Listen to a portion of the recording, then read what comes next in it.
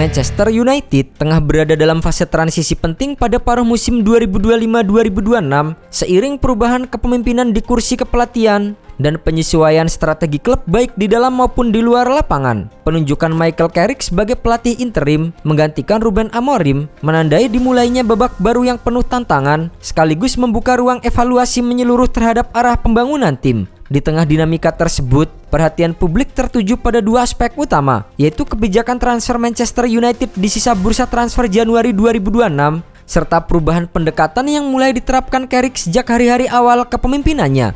Keputusan manajemen untuk tetap aktif di bursa transfer Januari 2026 tidak lepas dari kebutuhan tim akan tambahan kekuatan, terutama setelah performa yang inkonsisten di paruh pertama musim.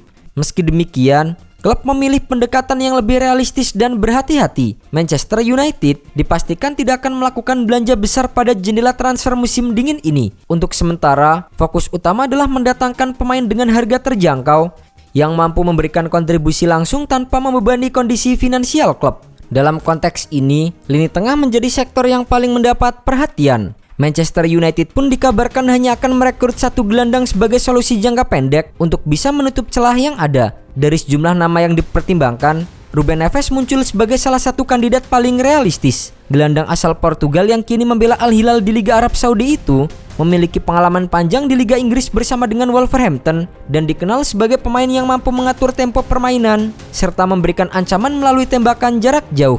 Situasi kontraknya yang akan berakhir pada akhir musim membuat Neves berpotensi didapatkan dengan biaya relatif rendah, sesuatu yang sangat sesuai dengan kebijakan transfer Manchester United pada Januari ini. Meski demikian, persaingan untuk mendapatkan jasanya tidak ringan, mengingat klub-klub besar Eropa seperti Real Madrid juga disebut memantau situasinya. Di luar pendekatan konservatif untuk bursa transfer Januari, Manchester United juga dikaitkan dengan rencana ambisius untuk jangka menengah dan panjang. Salah satu rumor paling menyita perhatian adalah ketertarikan setan merah terhadap Cole Palmer, bintang muda Chelsea yang tampil impresif dalam beberapa musim terakhir.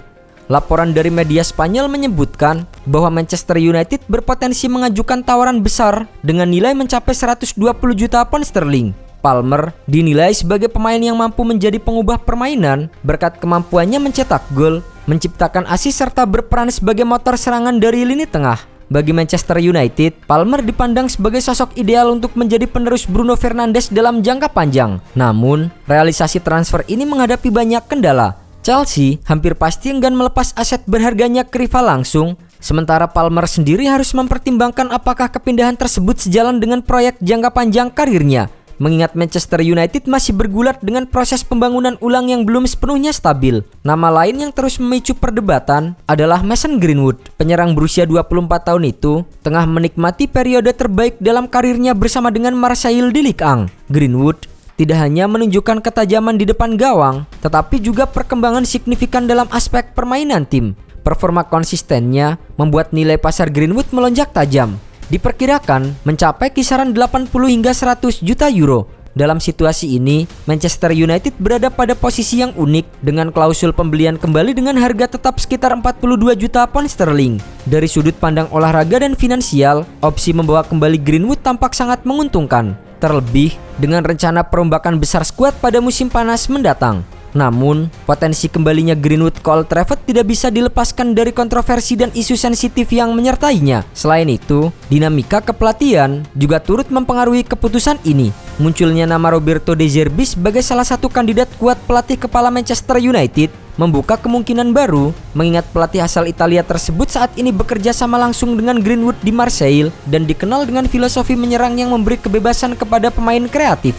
Meski demikian, hingga kini belum ada keputusan resmi dan Manchester United masih berada dalam tahap memantau situasi serta menimbang segala aspek secara menyeluruh.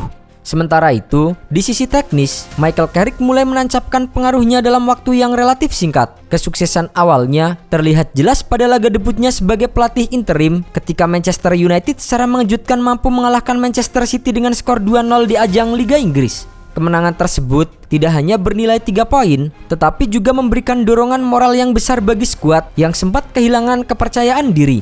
Lebih dari sekedar hasil pertandingan, laga tersebut menjadi cerminan dari pendekatan baru yang mulai diterapkan oleh Carrick. Pendekatan ini tidak berhenti pada simbolisme semata. Carrick juga mengambil keputusan berani dengan mengembalikan kepercayaan kepada Kobbie Mainoo. gelandang muda yang sempat terpinggirkan.